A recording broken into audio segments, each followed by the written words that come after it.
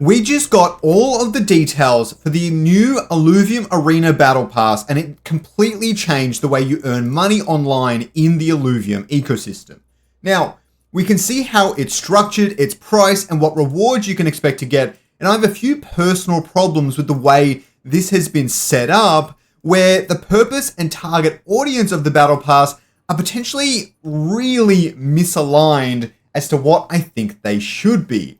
So I'll go over the importance for the Battle Pass, its cost, rewards, do some deeper competitor analysis, and then go over all the details on acquiring the rewards and if it's even worth your time. Now, the purpose of the Battle Pass, in my opinion, is to generate revenue for Illuvium. I think pretty much everyone will agree with me on that front, okay? Now, only dedicated fans will probably buy a Battle Pass for the game. Me personally, I play lots of different games, download new games and old games all the time, but I won't buy a Battle Pass unless I'm like, okay, I'm going to be playing this one 40 hours a week for the next 3 months or whatever. I'm going to buy the Battle Pass. That doesn't cross my mind. Now, maybe it's different for the general public. I don't know, but I'm talking off personal experience here. And so really we need to talk about who our dedicated fans are. Currently, they are a lot of crypto gaming natives, but people that just love Illuvium. I actually think Illuvium is one of the more unique cases in crypto gaming, where a lot of the people there aren't actually playing just to earn money. Many of them are, of course, but compared to other crypto games, there's actually a lot of people that just love auto battlers and also so happen to love crypto gaming because the auto battler genre is quite a niche genre. And so I think really only dedicated fans will buy the Battle Pass, and with current marketing, the IPL and all the rest of it, Illuvium is targeting Web 2 gamers and TFT natives for Illuvium. That is the correct target audience to target. That is their current target, and that's obvious from everything that they're doing. The MMO Lite will target a different audience for sure, probably a bit more of a crypto gaming native thing, but I don't think this Battle Pass is targeting that audience. As the big thing we need to talk about at first is Illuvium has set the Battle Pass to $50 for a 3-month Battle Pass, which is quite interesting. But let's jump into the details on that. We can see here I've whipped up a graphic from all the competitors that Illuvium will be competing against, okay? That's how big it's going to be. All the competitors that also have Battle Passes in Web 2. As we said, the target audience for this Battle Pass is Web 2 gamers, okay? And so we're going to go down that track. First, we have TFT and their KO Colosseum Part 1 Battle Pass. It has a price of about $10 USD, duration for 54 days, and playtime to 50 to 100 hours. We'll quickly go through these. Shock and Awesome on Fortnite is about 90 days for $9. Marvel Rivals is 90 days for $10. You'll see they'll also have all pretty much the same playtime hours, 50 to 100 hours, which is great. Warzone, $11 for 45 days. PUBG Mobile, $10 for 26 days, 30 days. So in terms of dollars per day, this is probably the highest one we've seen so far. $10 for 90 days on Apex Legends, $10 for 60 days on Valorant. Garena is $5 for 30 days, so a little bit cheaper, but still 30 days. We've got Genshin Impact for $10 for 40 days. And then Stadium Quick Play for Overwatch 2, $10 for 60 days and only 50 hours or so. So you'll see a lot of the mobile games, heroes, shooters, and things like that. They tend to be on the lower end in terms of hours played. But really the big one here is TFT at the top here. What you'll notice is that the price disparity is pretty big across the board here. I think Illuvium has targeted this price contingent based on crypto gamers. Great for something like Illuvium Beyond. Great for something like the MMO Lite. Not good for the Illuvium Arena. That's my personal opinion. If you heavily disagree, let me know down below. But really, it's completely different. But that's not so important, okay?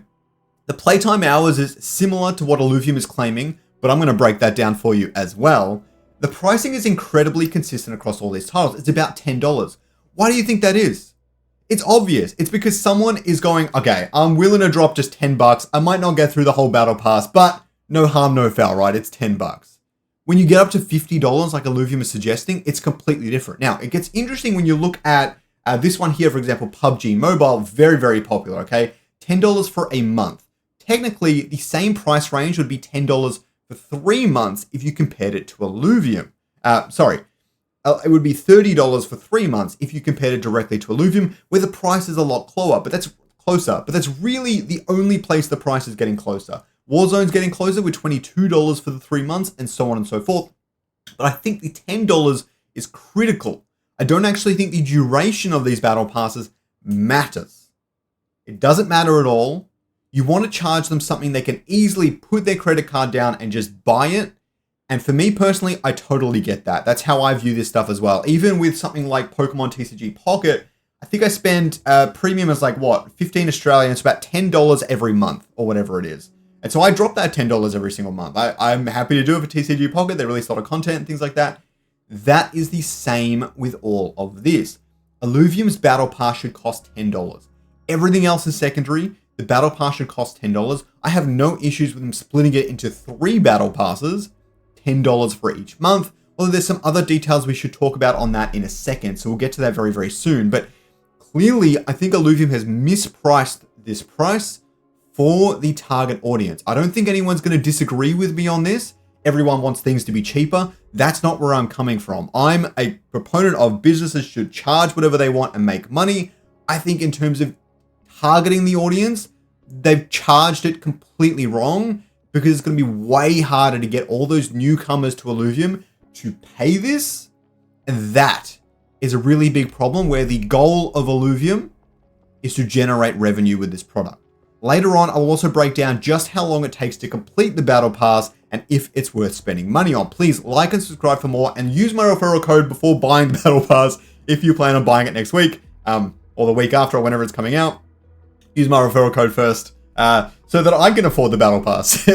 you get the point. Okay, so let's have a look at the Battle Pass itself. If we switch over to that, okay. We can see, we go back to the Battle Pass, there's some really cool rewards here. You can see right off the bat, if you have the premium rewards, you're getting the Milk Paradulo. And if you get the free rewards, you're getting that Atipo one, you're getting a Luvitar at the 30-point mark. I like how they've really front-loaded all of these points. Like, you get them really in your first 10, 15 days of playing the Battle Pass. Then it gets much harder for the super high-end points. I think the overall structure is pretty great. The free track is not giving you too much free stuff. A lot of fuel, though, which is a little bit odd. You actually get 450 fuel from the free track, which is $4.50. So you get basically free money from playing, which is pretty sweet. But you wouldn't be able to really bot this because, like, you're gonna have to get a lot of points to do it. Maybe you could bot it and get 100 points. That's maybe 10 games for 25 cents. Probably not worth the time for a bot either. So very good overall structure of it. Includes Illuvitars, drone, cosmetics, a border. So a border and a battle borders in this, which is perfect. It's got some drone skins. Would have loved to see a drone blast. I haven't seen one. I don't think it has a drone blast. It has a cosmetic disc thing, which is pretty cool. And it has the Brightland Steps Overgrowth battle board, which is definitely the high ticket item in this battle pass and really cool for 2,500 points. So that's definitely going to engage people to not only buy the battle pass and get to the end of the track. I think that is a huge win for this battle pass in particular. But if we have a look at the details of the battle pass, right? We have a look at the details right here. We can see that it is going to last for 90 days, cost $50 to purchase and get premium rewards. And there are 16 items on the free track. If the testnet build is anything to go off, it's actually 7 items from the free track and the rest is fuel. So I think this is actually a little bit misleading. It says awesome rewards. I couldn't care less about the fuel personally, and I think that I think it has enough items still. I don't want to tell you it's 16 items because that's not personally how I view it. Premium Track has 39 total rewards. A lot of them is fuel. They're worth over 15,000 fuel in the store, which is cool. Like cosmetic items cost enough, and battle boards cost a certain amount and stuff like that. So that's totally fine. It is about 15,000 in fuel, which I really love. But you're not actually getting 15,000 fuel. It's 15,000 fuel worth of rewards. However, if the battle board is an NFT, I actually have no idea. I'm assuming it is. If the battle board is an NFT, you could definitely sell that for a decent chunk, depending on how many people complete this over the next 90 days, which I think is really cool in itself. Time to complete 80 to 100 hours of gameplay. I will be the judge of that. For me personally, I finished at about approximately 3rd to 5th place in most games. You average that out to 8 points. So I reckon most people are going to be getting 8 points per game as they play in the arena. I would have liked to see Placement 1 have higher arena points than this. Placement 8 is fine, but I would have liked to see it scale higher into Placement 1. You boost your points with quests. Everyone gets a 1 daily quest, 5 arena points, and 1 weekly quest, 20 arena points every week. Go premium for an extra daily and an extra weekly. I think this is really cool. I think you should have at least 2 daily quests. I think it's a bit odd, but I don't know what the daily quest is. Like if it's like play 3 games every single day, then that's fine. 1 daily quest makes sense. But play 3 games and play 5 games every single day would have been really cool. Then maybe the weekly ones could have been like use 6 air alluvials or something. That would have been really cool as well. I'd be curious to see what the quests are. Maybe it says it in here. Let me have a look quickly. I don't see a quest section. Oh wait, right there. Place top 4 in 2 ranked matches, play 15 ranked matches. Okay, so they're really cool, and it shows you what the premium ones would be if you're going to do that. Open 4 composite crates and earn 500 credits through interest. That's really cool. I really like those missions. Okay, if that's anything to go off, I actually really like them, so that's great. Okay, so unlock premium, accelerate your adventure, get access to exclusive quests, hundreds of arena points slashing your path, and all that sort of stuff. Let's have a look at this. So premium actually unlocks a bunch of different things. Those are the rewards. I just showed you them. Where was it?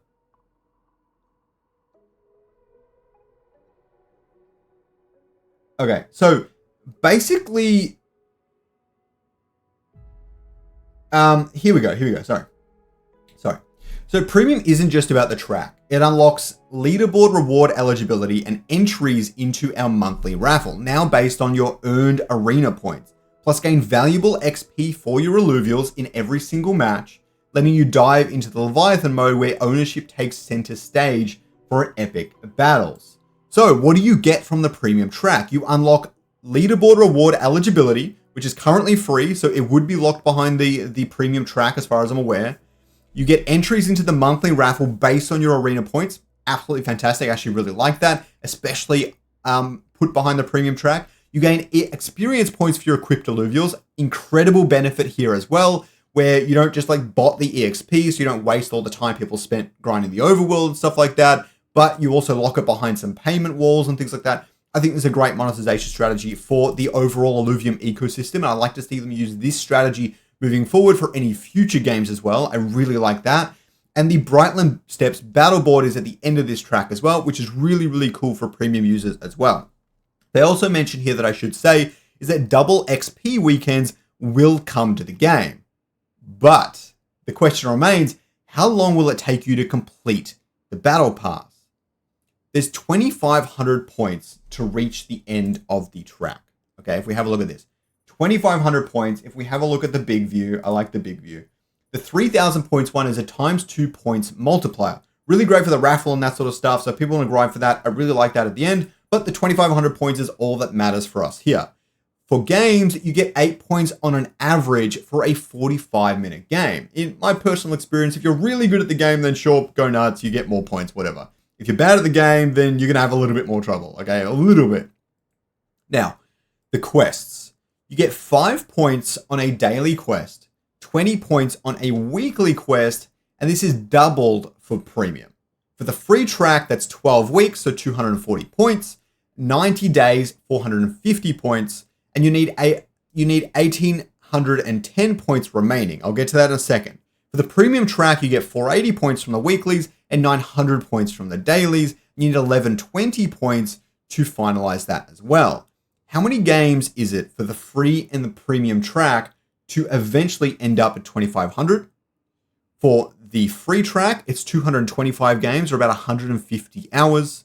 And for the premium track, it's 140 games and about 105 hours. If you're a moderately competent player, but not super duper incredibly good at the game, then the time frames put on at the start of the document, 80 to 100 hours, is not quite correct. But they did mention double XP weekends, which will give you a huge leg in pushing that. But really, you're only going to be able to get, I don't know if that's coming every single weekend. If it is, then that does change things a little bit. But if it isn't, then it's actually going to take quite some time to complete this battle pass over the next 90 days. Personally, I would like to see a $10 battle pass for 30 days, split up the rewards, but that does make it really hard with the one battle board that I'm assuming takes a long ass time to complete and putting that out. So maybe a $15 or a $20 battle pass could be somewhat of a compromise, but but really you should not be going over $20 for a single time purchase on basically any product when it comes to Web 2 audiences and targeting those for mass market appeal. I hope you learned something today. Please don't forget to use my referral code on the Illuvidex so I can afford the battle pass, and check out this beginner's guide if you are new to the game.